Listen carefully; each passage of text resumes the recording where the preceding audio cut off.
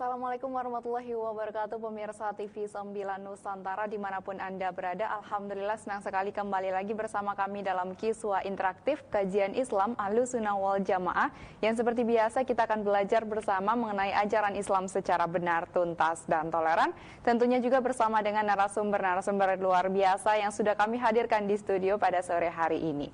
Nah pemirsa, momentum Idul Adha seperti ini selalu mengingatkan kita pada pengorbanan seorang Nabi Ibrahim. Nah, oleh karena itu pada kesempatan kali ini waktunya kita untuk merefleksikan diri dan meneladani kisah-kisah dari Nabi Ibrahim. Tentunya bersama dengan narasumber kita kali ini, Ustadz Muhammad Fatrozi LC. Kita membahas seputar tema kali ini, yakni adalah teladan Nabi Ibrahim dalam sorotan Al-Quran. Baik pemirsa, sebelum kita melangkah lebih jauh kepada topik pembahasan kita pada sore hari ini, kita sapa dulu narasumber kita yang sepertinya sudah lama tidak bertemu ini pemirsa.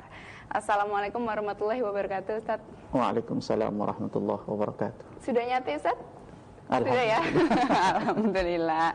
Nah ini momentum Idul Adha seperti ini kita pasti selalu diingatkan pada perjuangan Nabi Ibrahim begitu. Jadi kita akan kulas lebih lanjut mengenai teladan Nabi Ibrahim dalam sorotan Al-Quran. Tapi sebelum itu mungkin Ustadz bisa menyapa dulu pemirsa yang ada di rumah. Silakan.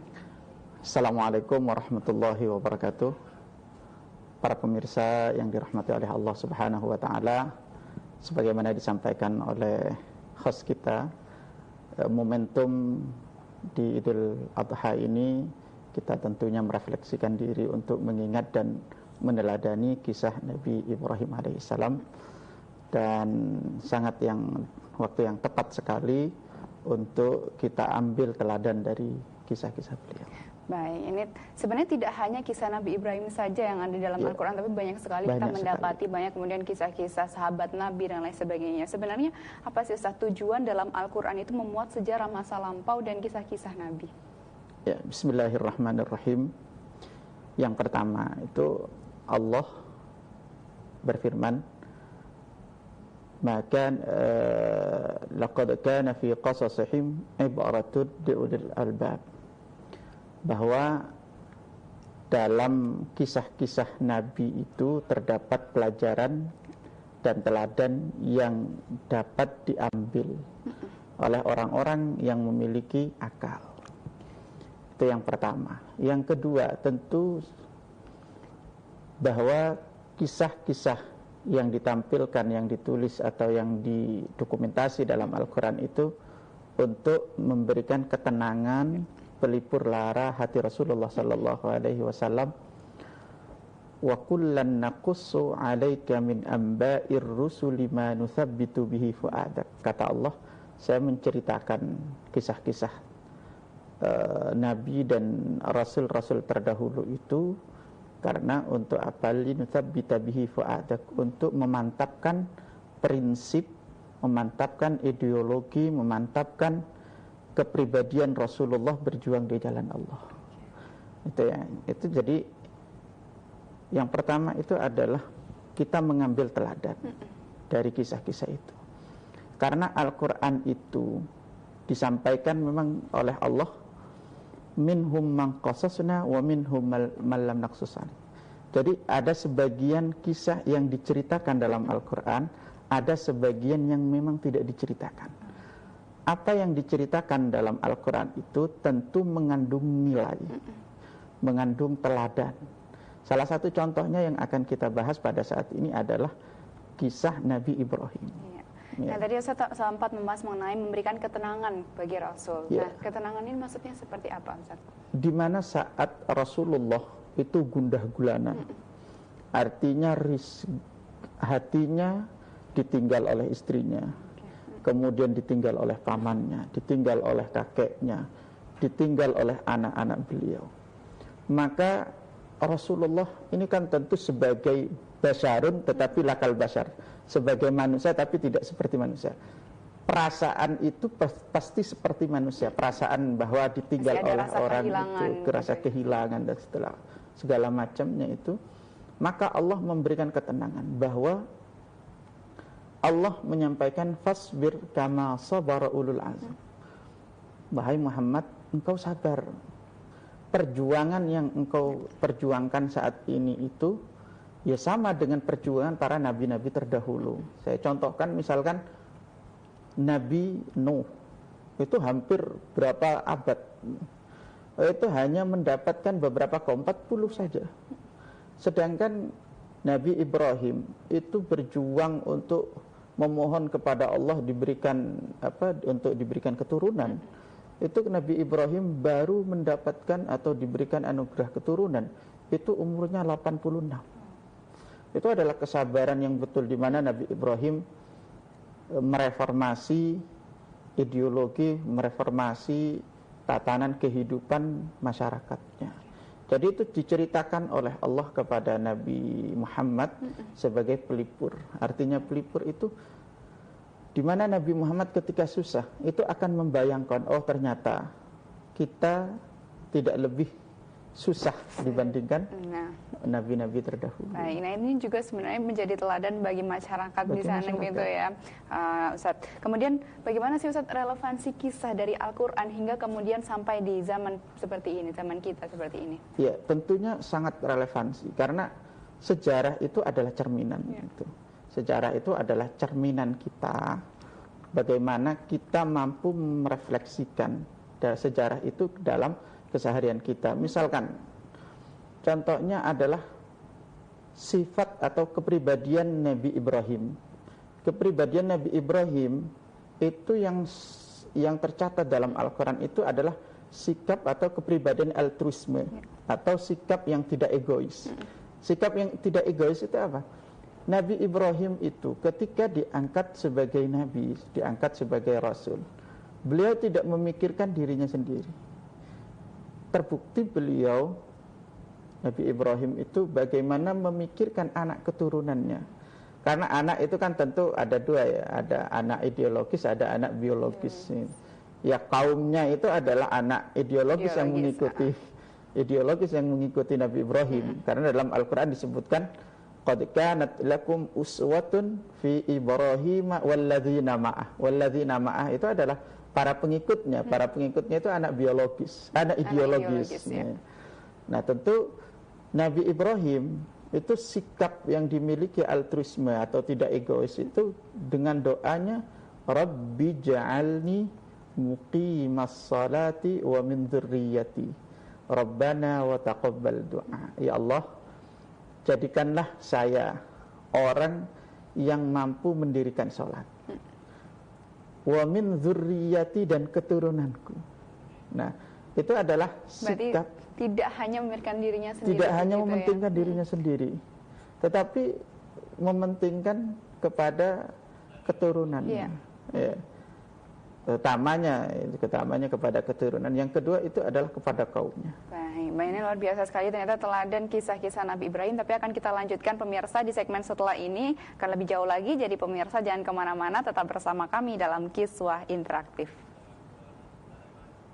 Pemirsa TV 9 Nusantara dimanapun Anda berada, terima kasih Anda masih bersama kami dalam Kiswah Interaktif Kajian Islam Ahlussunnah wal Jamaah, dan kita masih bersama dengan Ustadz Fatur Razi. Kita membahas seputar teladan Nabi Ibrahim dalam suratan Al-Quran, tentunya sesuai dengan momentum Idul Adha kali ini.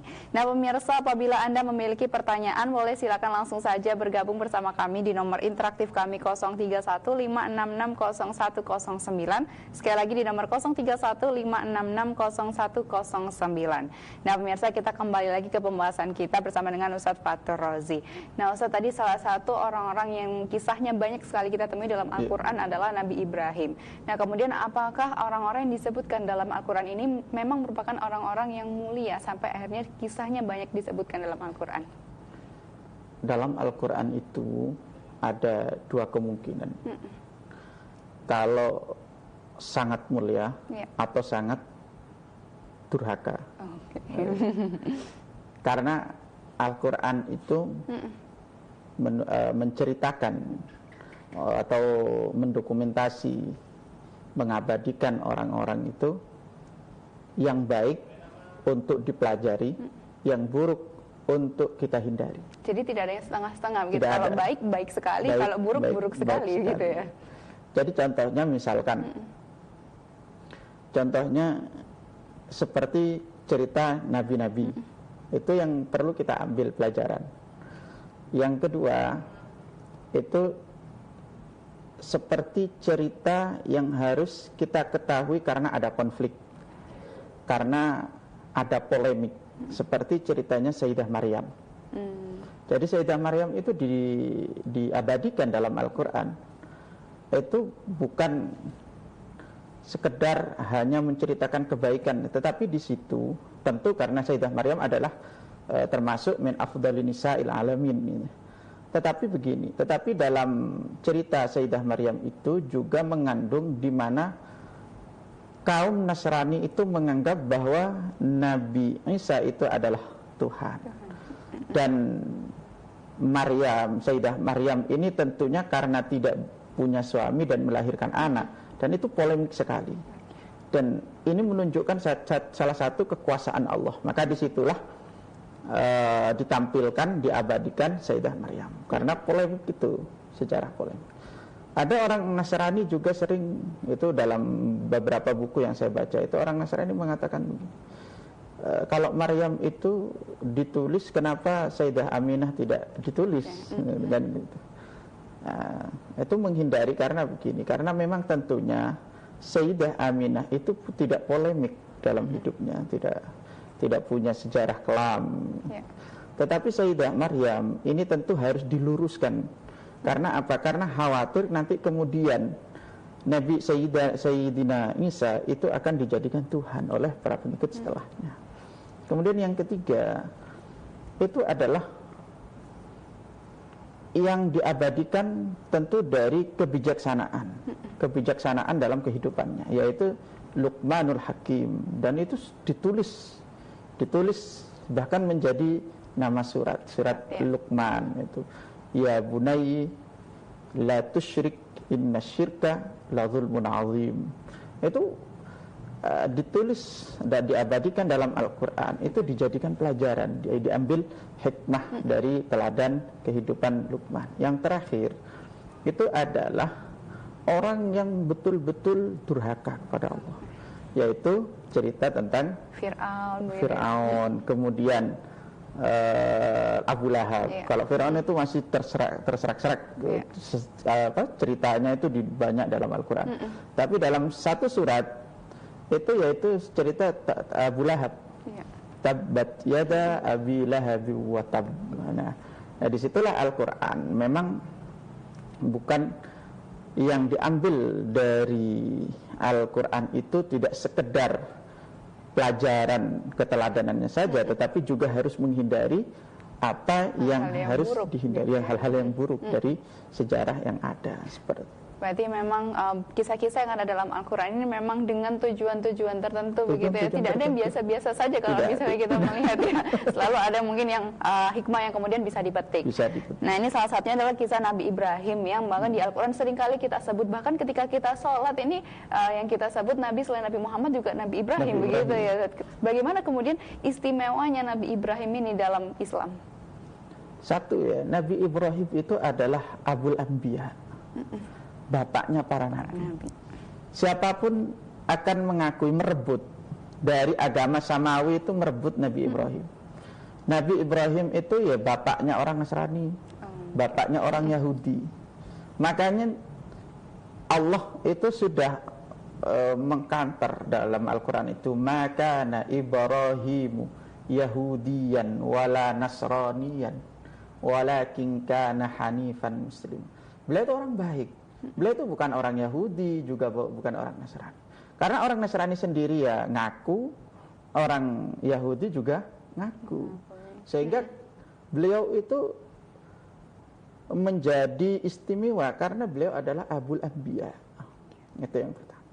Abul Anbiya Nabi Ibrahim itu sejarahnya memang beliau pertama kali punya anak itu kan Sayyidina Ismail. Ya, pertama Sayyidina Ismail pada umur 86.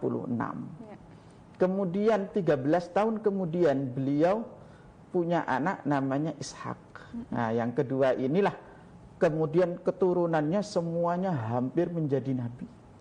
Jadi keturunan semua itu.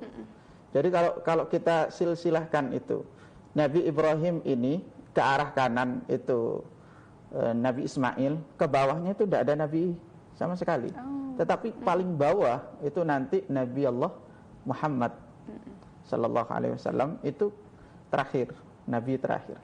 Dari arah kiri itu misalkan kan dua begini. Berarti untuk Nabi Muhammad dari yang sisi Nabi Ismail. Dari Ismail. Karena keturunan Arab. Kalau yang dari sini itu Nabi Ishak ke bawah, Yakub, Yusuf, Ayub kemana ke bawah, itu sampai Nabi Isa terakhir. Nah, kemudian orang Nasrani ngaku Nabi Ibrahim itu sebagai bapak mereka, orang Yahudi pun ngaku Nabi Ibrahim itu adalah bapaknya. Kemudian yang kedua, keistimewaan Nabi Ibrahim itu adalah beliau termasuk ulul azmi. Jadi ulul azmi itu orang yang punya prinsip, punya kepribadian dan prinsip yang kuat, kesabaran. Ada beberapa nabi yang kemudian sebagai ulul azmi. Ulul azmi itu ada 5. Nabi Nuh, Nabi Ibrahim, Nabi Musa, Isa, kemudian yang terakhir Nabi Allah Muhammad sallallahu alaihi wasallam. Nah, itu yang kedua. Keistimewaan Nabi Ibrahim itu beliau adalah termasuk ulul azmi. Kemudian yang ketiga, Nabi Ibrahim ini sebagaimana yang saya sebutkan, dan ini pelajaran paling penting itu dalam Al-Quran, bahwa Nabi Ibrahim itu bukan sekedar orang yang egois, tetapi beliau itu memikirkan umatnya. Jadi yang paling ditekankan dalam sejarah Al-Quran itu bagaimana beliau itu tidak hanya memikirkan dirinya sendiri, tapi memikirkan umat dan keluarga. Dan itu membuang istilahnya nama kebesaran. Tapi kemudian yang menjadi istimewa dari Nabi Ibrahim dibandingkan nabi yang lainnya begitu apa ya Ustaz? Sebenarnya tilkar rusulu faddalna ba'dahum ala ba'd. Nabi itu ya dalam Al-Qur'an itu kan begini, tilkar rusulu faddalna ba'dahum ala ba'd. Nabi itu, rasul itu diunggulkan dibandingkan yang lain. Itu dalam artian nabi, dalam kata nabi itu setara. Ya nabi itu ya punya kemuliaan, tetapi ada nabi yang punya keistimewaan yang lain. Ya keistimewaan yang paling pokok dari Nabi Ibrahim itu karena beliau adalah Abul Anbiya, bapaknya karena bapak para nabi. Jadi kerasulan Nabi Ibrahim dengan nabi-nabi yang lainnya sama, la nufarriqu baina ahadim mir rusuli. Jadi kerasulan beliau itu ya sama dengan nabi-nabi yang lain, tapi keunggulannya karena Allah itu memberikan keunggulan tersendiri, yaitu karena beliau adalah Abul Anbiya. Karena bapak dari para nabi. Dari bapak para nabi, dan sikapnya beliau itu memikirkan anak keturunannya. Nah, itu yang paling penting itu dalam. Baik, luar biasa. Ini kemudian sifat yang memikirkan orang lain ini nanti akan tercermin dalam Idul Adha ini ya, Ustaz ya. Nanti akan kita lanjutkan, tapi pemirsa jangan kemana-mana, tetap bersama kami dalam Kiswa Interaktif. Pemirsa TV 9 Nusantara dimanapun Anda berada, terima kasih Anda masih bersama kami dalam Kiswa Interaktif Kajian Islam Ahlussunnah wal Jamaah, dan kita masih bersama dengan Ustadz Fathur Razi. Kita membahas seputar teladan Nabi Ibrahim dalam sorotan Al-Quran. Nah pemirsa, apabila Anda memiliki pertanyaan, boleh silakan langsung saja bergabung bersama kami di nomor interaktif kami 031-566-0109. Sekali lagi di nomor 031-566-0109. Nah pemirsa, tadi di segmen-segmen sebelumnya kita sudah membahas mengenai keistimewaan Nabi Ibrahim, bagaimana kemudian dalam Al-Quran kisahnya diceritakan hingga sedemikian rupa. Nah tapi ketika kita membahas mengenai Nabi Ibrahim, pasti yang paling melekat di semua pemirsa di rumah pasti adalah kisah mengenai Nabi Ibrahim dan Nabi Ismail, bagaimana pengorbanan beliau saat Nabi Ismail akan disembelih, tapi kemudian untung saja diganti oleh Allah dengan domba, begitu ya Ustaz ya. Nah kemudian bagaimana sih kisahnya ini sehingga kita bisa menerapkannya juga dalam Idul Adha kita kali ini. Silakan Ustaz. Yang pertama itu Nabi Ibrahim itu pada tanggal 8 Dzulhijjah kemarin sebelum itu beliau itu bermimpi. Makanya disunnahkan puasa tarwiyah. Karena tarwiyah itu artinya mimpi. Sebenarnya begitu. Berarti asal-usul puasa tarwiyah itu dari mimpi Nabi Ibrahim itu ya? Nabi Ibrahim, karena mimpinya seorang Nabi itu haqqan. Mimpinya Nabi itu pasti benar. Nah, kemudian pada tanggal 10 itu Nabi Ibrahim, kan tanggal 8 itu mimpi, inni ara fil manami anni azbahuka fanzur madza tara. Nabi Ibrahim itu awalnya beliau ini kan diuji oleh Allah. Yang pertama, ujian yang pertama itu beliau diuji tidak memiliki anak, menikah dengan istri yang pertama, kemudian menikah dengan ibunya Sayyidina Ismail, kemudian dibawa ke tanah Hijaz. Tanah Hijaz itu ya sekarang di Mekah, itu antara Mekah dan Madinah. Di tanah yang gersang kosong, kemudian ditinggal. Jadi istrinya ditinggal itu diwahyu oleh Allah. Maka di sini itu sebenarnya Idul Adha itu bukan yang paling prinsip, itu bukan karena memotong kambingnya, bukan mengalirnya darah, bukan itu sebenarnya. Tetapi yang paling penting itu adalah ketakwaan dan ketaatan. Karena Allah itu berfirman, la yanalallaha luhumuha wala dima'uha walakin yanaluhu taqwa minkum. Karena yang paling penting itu Allah itu enggak sampai kepada Allah itu sembelihan kambingnya. Karena sekarang itu ya mohon maaf, sekarang itu justru korban itu jadi komoditas, jadi dipamerkan. Nah itu yang kemudian itu, banyak sekali sekarang seperti banyak itu sekali ya. Yang sekarang seperti malah itu. Keberkahannya nanti hilang gitu ya. Maka sebenarnya bukan itu. Kata Allah, walakin yanaluhu taqwa minkum. Nah disitulah Nabi Ibrahim pada tanggal 10 itu Nabi Ibrahim membawa anak. Namanya Ismail. Nah itu falamma balagha ma'hu sa'ya qala ya bunay inni ara fil manami anni azbahuka fanzur madza tara. Qala ya abati fa'al satajiduni insyaallah minas sabirin. Itu Nabi Ibrahim, walaupun beliau itu adalah perintah Allah, tetapi di sini ada pendidikan yang paling penting dalam Al-Qur'an itu. Komunikasi antara komunikasi antara bapak dengan anak. Komunikasi antara guru dengan murid. Itu yang paling penting, itu adalah ketika menyampaikan madza tara, bagaimana pendapatmu. Padahal itu wajib dilakukan. Itu wajib dilakukan. Penyembelihan itu wajib dilakukan karena itu adalah perintah. Dan mimpinya Nabi Ibrahim itu pasti benar. Tetapi bukan Nabi langsung Ibrahim yang menyuruh begitu ya, tapi tetap memberikan ruang untuk berpendapat. Lah iya, madza tara. Maka Nabi Ibrahim itu ketika menyampaikan seperti itu, Nabi Ismail itu qala ya abati fa'al ma tu'mar. Dan itu dalam hadis yang disampaikan oleh Sa'id Ibnu Katsir dalam tafsirnya itu. Mulai dari ibunya Nabi Ismail sampai Nabi Ibrahim sampai Nabi Ismail sendiri itu dibisiki oleh setan. Itu dibisiki oleh setan. Sehingga untuk meragukan mimpinya itu, tetapi mimpi itu pasti benar karena mimpinya Nabi itu pasti benar. Maka disitulah madza tara. Nah disinilah pentingnya pendidikan itu memberikan ruang kepada murid atau orang tua kepada anak. Satajuduni insyaallah minas sabirin. Maka di situ panjenengan laksanakan, insyaallah saya sabar. Nah atas ketaatan Nabi Ibrahim dan ketaatan Nabi Ismail itulah Allah itu kemudian wafadainahu bidhifhin azim. Maka disitulah Allah mengganti Nabi Ibrahim itu ketika Nabi Ibrahim itu kepalanya dimiringkan itu. Nabi Ismail dimiringkan. Maka disitulah Allah mengganti Nabi Ismail dengan domba. Nah disitulah Nabi Ibrahim Allahu Akbar, la ilaha illallah wallahu akbar walillahil hamd. Nah disitulah Allah mensyariatkan kemudian hari itu disyariatkan dengan disebut dengan Idul Adha, perayaan kambing. Adha itu kambing. Baik, berarti memang sebenarnya awalnya bukan permasalahan berkorban ya, tapi bagaimana kemudian ketakwaan. Karena paling prinsip dalam Idul Adha itu ya ketaatan itu. Nah, kurban itu hanya sebagai wasilah.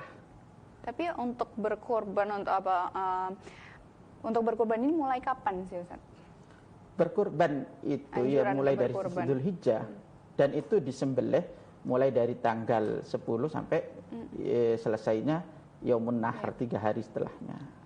Nah itu dalam syariat Islam ataupun dalam mazhab Syafi'i pun demikian. Itu yang paling penting prinsip itu walakiyanaluhu taqwa itu.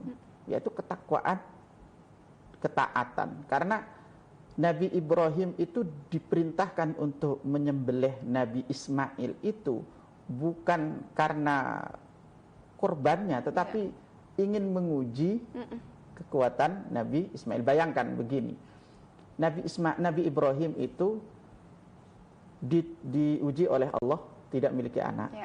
Kemudian setelah itu baru kemudian menikah lagi.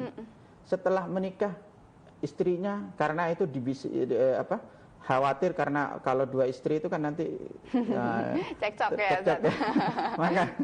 maka dipindahkan ke tanah dari Palestina dari Palestina sekarang itu ke Mekah. Kalau gampangannya dari Palestina ke Mekah. Nah di Mekah itu ibunya Nabi Ismail itu ditinggal. Kemudian makanya ketika ditinggal itu Nabi Ibrahim itu berdoa, Rabbi ja'al hadza baladan aminan warzuq ahlahu minat thamarati man am. Itu tanah gersang dulu. Tanah gersang itu di mana? Di Mekah itu, di Hijaz ya kalau sekarang. Hijaz itu tanah gersang. Maka Nabi Ibrahim berdoa, Rabbi ja'al hadza baladan aminan. Itu belum menjadi kota. Belum menjadi sebuah kampung lah, alas. Baru kemudian Nabi Ismail lahir, Nabi Ibrahim datang kembali. Dalam tafsir Ibnu Katsir itu beliau itu datang itu naik buruk. Karena tidak mungkin nih kalau kita pakai akal sekarang itu langsung nyampe. Kalau nggak pakai buruk.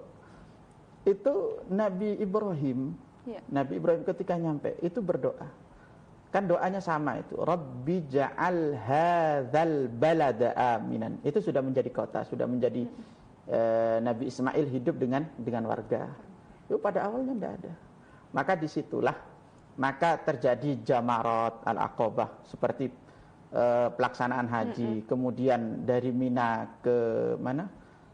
Safa wal Marwah. Itu ya pelaksanaan ritual-ritual dari kisah-kisah Nabi Ismail dengan ibunya Nabi Ibrahim dan seterusnya.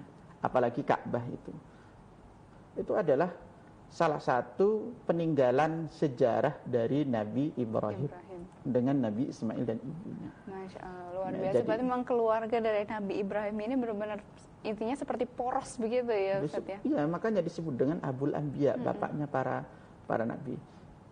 Jadi kalau Abul Bashar, bapaknya manusia, itu adalah Nabi Adam.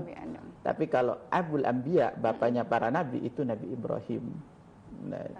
Wasayyidu, dan sayyidnya, pemimpinnya para anbiya, wasayyidul anbiya itu Nabi Muhammad sallallahu alaihi wasallam.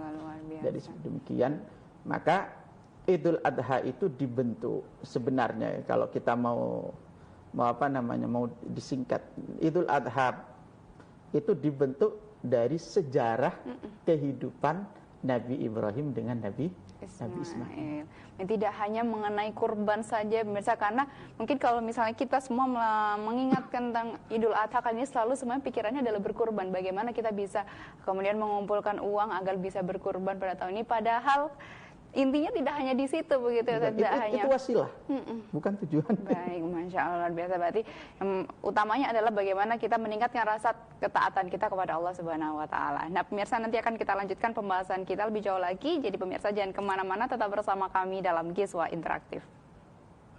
TV 9 Nusantara dimanapun Anda berada, masih bersama kami dalam Kiswa Interaktif Kajian Islam Ahlussunnah wal Jamaah, dan kita masih membahas seputar teladan Nabi Ibrahim dalam suratan Al-Quran bersama dengan Ustadz Muhammad Fatur Rozi. Nah pemirsa, apabila Anda memiliki pertanyaan silakan langsung saja bergabung bersama kami di nomor interaktif kami 0315660109. Sekali lagi di nomor 0315660109. Nah pemirsa, tadi kita sudah membahas mengenai bagaimana kronologi begitu ya, dalam Al-Quran disebutkan mengenai Nabi Ibrahim yang kemudian pada akhirnya kita melaksanakan Hari Raya Idul Adha seperti ini. Nah pemirsa, selain Nabi Ibrahim tentunya kisah dari Nabi Ismail dan juga Siti Hajar ini juga perlu kita teladani karena memiliki rasa ketaatan dan kemudian legowo begitu ya kalau orang Jawa menyebutnya. Nah ini bagaimana Ustaz sampai mempunyai akhirnya tetap taat padahal disembelih begitu. Pasti kalau manusia biasa sudah tidak bisa seperti itu ya. Silakan Ustaz.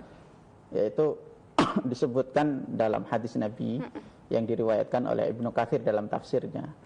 Beliau itu begini, suatu ketika Nabi Ibrahim itu membawa Nabi Ismail, membawa anaknya. Kemudian setan itu kan tidak terima itu, wah ini Ibrahim kalau menyembelih anaknya itu berarti taat. Gimana cara menggagalkan? Maka cara menggagalkan, karena pasti yang paling, istilahnya orang sekarang itu, yang paling bisa menggagalkan suami itu ya melalui istri. Maka istrinya itulah yang pertama kali dibisiki. Hajar, kamu tidak tahu kemana Ibrahim itu pergi, karena ada kebutuhan, dihajatin, karena ada perlu gitu. Ya, kemudian kamu tahu nggak bahwa Ibrahim itu akan menyembelih anaknya? Lah, tapi memang sebelumnya tidak diceritakan kepada Siti Hajar. Ya, dalam hadisnya begitu. Gitu. Maka kemudian Nabi Ibrahim itu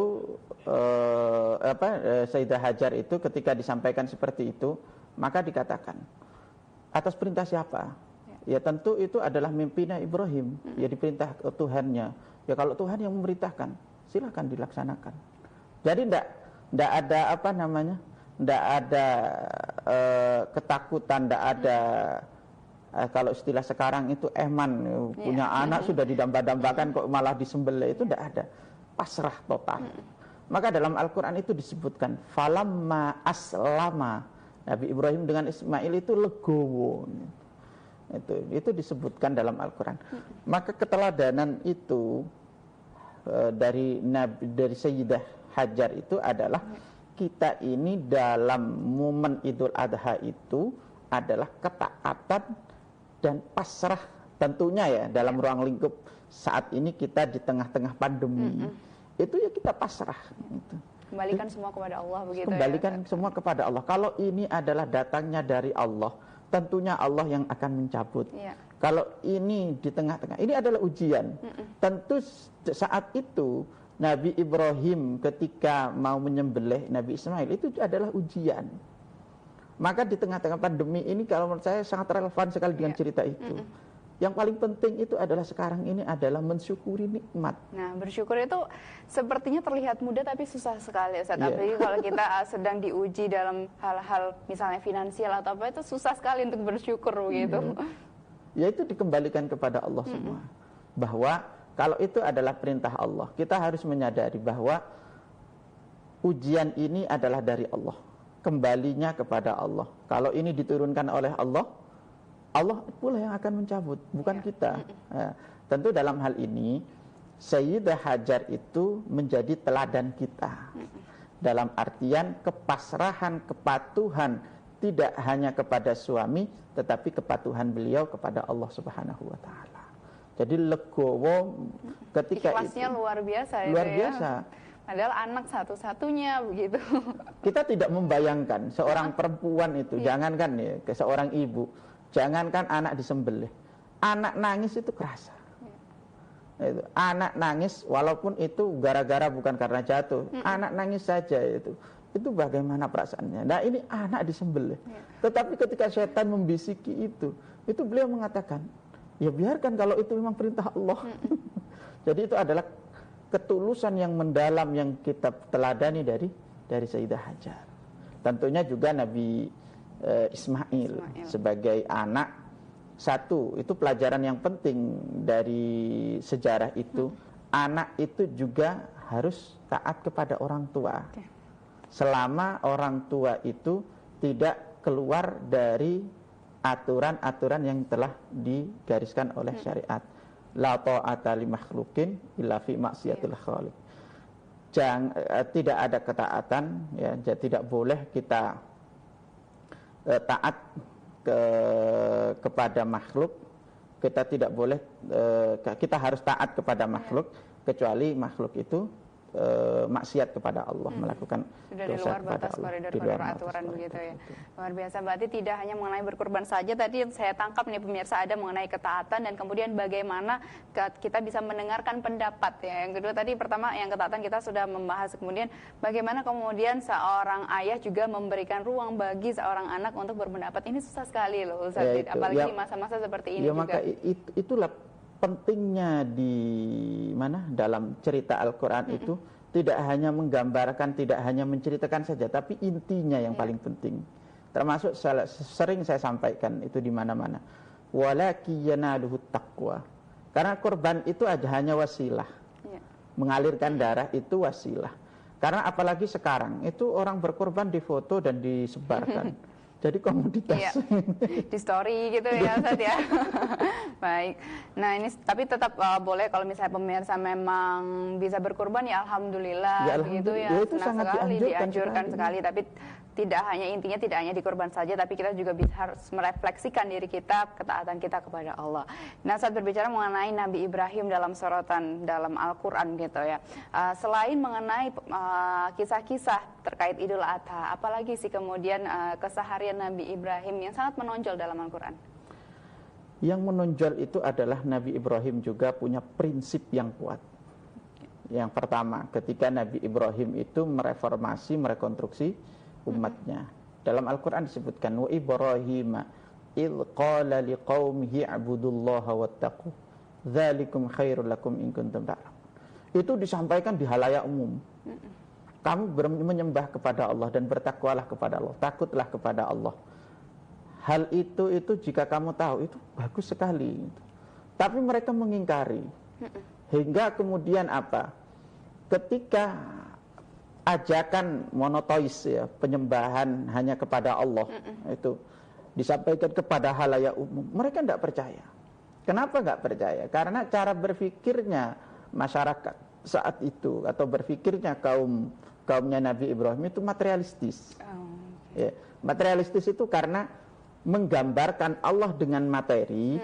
Kalau disebut juga dengan mujassimah, menggambarkan Tuhan menjadi tamathil atau al-asnam, menjadi berhala ataupun patung. Kemudian itu disembah.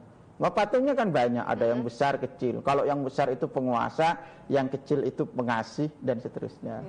Itu ada gambaran-gambaran tersendiri itu.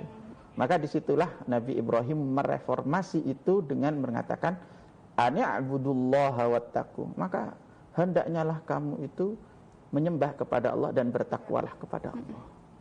Nah, disitulah Nabi Ibrahim ketika menyampaikan itu, mereka tidak terima ketika mereka melakukan perayaan besar-besaran, patung-patung mereka atau berhala-berhala mereka sama Nabi Ibrahim dihancurkan.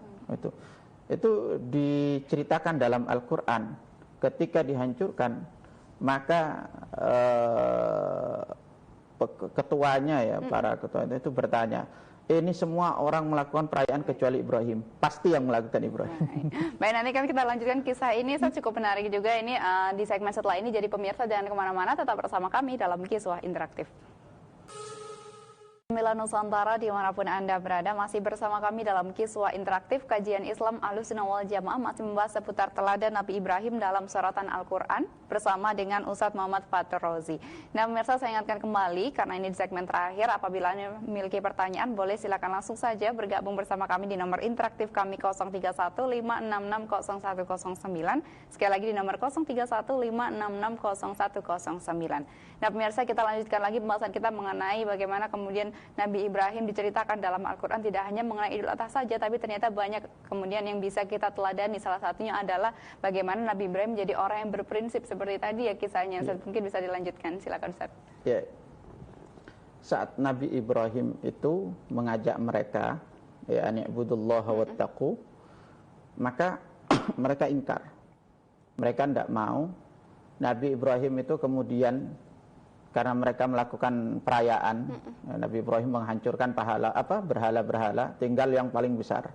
Dalam Al-Quran itu ketinggal pahala yang besar, kemudian alat yang dibuat menghancurin itu, kalau sekarang kapak lah kira-kira, itu dikalungkan ke berhala yang paling besar. Faraja'u ila anfusihim faqalu innakum antumuz zalimun.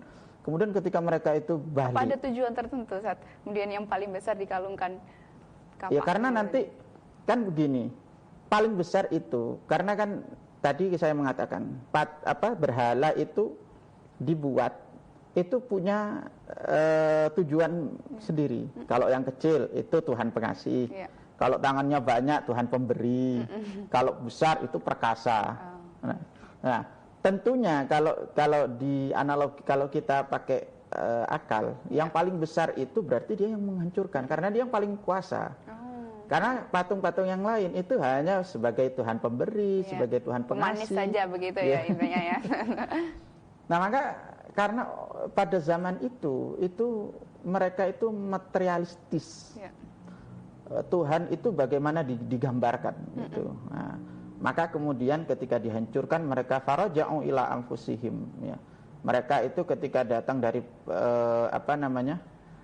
dari perayaan itu, kemudian ini pasti yang melakukan Ibrahim, karena satu-satunya manusia yang nggak ikut perayaan itu Ibrahim. Panggil dia. Ketika dipanggil, ketika ditanya siapa yang menghancurkan patung-patung ini, maka Nabi Ibrahim bilang saja fas'aluhum inkanu fas'aluhum, maka tanyakanlah farajau ila anfusihim faqalu innakum antumuz zalimun. Maka tanyakanlah kepada yang paling besar itu, dia kan yang megangan. Kemudian mereka mengatakan, lah bagaimana saya bertanya kepada dia? Dia tidak bisa makan dan minum. Loh, kalau nggak bisa berbicara, nggak bisa berkata, nggak bisa segala macamnya, kenapa kamu menyembah itu? Maka Nabi Ibrahim itu mengatakan, uffil lakum walima ta'buduna min dunillah afala ta'qilun. Ya kalau kita anggap bahasa uffin itu ya, gimana kamu dasar kamu ini gitu. Menyembah kepada selain Allah. Apa kamu tidak punya akal gitu. Maka mereka dengan lantang teriak, qalu harriquhu. Maka apa itu namanya? Mereka itu bakar saja. Tapi Allah itu tidak akan tinggal diam menolong hambanya yang menolong agamanya. Maka ketika dibakar hariku, maka Allah mengatakan qulna ya narukuni barda wa salaman ala Ibrahim. Maka yang Allah itu mengademkan, mendinginkan api yang telah dibakarkan kepada Nabi Ibrahim. Masya Allah, luar biasa bagaimana kemudian prinsip dari Nabi Ibrahim ini kemudian juga membuat beliau menjadi salah satu orang yang disayang oleh Allah begitu. Nah saat ini tidak terasa kita sudah 1 jam nih bersama pemirsa di rumah. Sebelum kita mengakhiri kisah interaktif, mungkin Ustaz bisa memberikan kesimpulan atas teladan dari Nabi Ibrahim. Semoga kita semua juga bisa meneladani dan bisa menerapkan itu pada diri kita sendiri. Silakan Ustaz. Ya.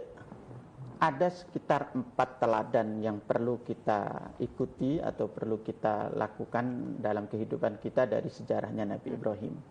Yang pertama yaitu kita punya prinsip yang kuat.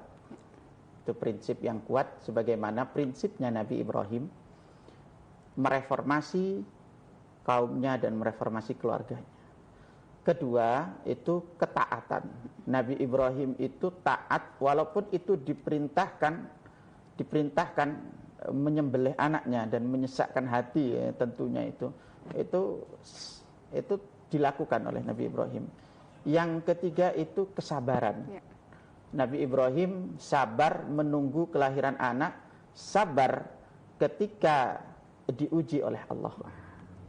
Jadi ada 4 teladan yang bisa kita ikuti dalam kehidupan kita dari kisah Nabi Ibrahim. Baik, Masya Allah luar biasa. Terima kasih Ustaz atas ilmunya juga pemirsa. Semoga kita semua bisa meneladani kisah-kisah Nabi Ibrahim dan bisa menjadi pribadi yang jauh lebih baik dari sebelumnya. Dan pemirsa, terima kasih Anda sudah bersama kami selama 1 jam dalam Kiswa Interaktif. Saya Dania Sofi beserta seluruh kru yang bertugas mengucapkan terima kasih. Wallahu muwaffiq ila aqwamit thoriq. Wassalamualaikum warahmatullahi wabarakatuh.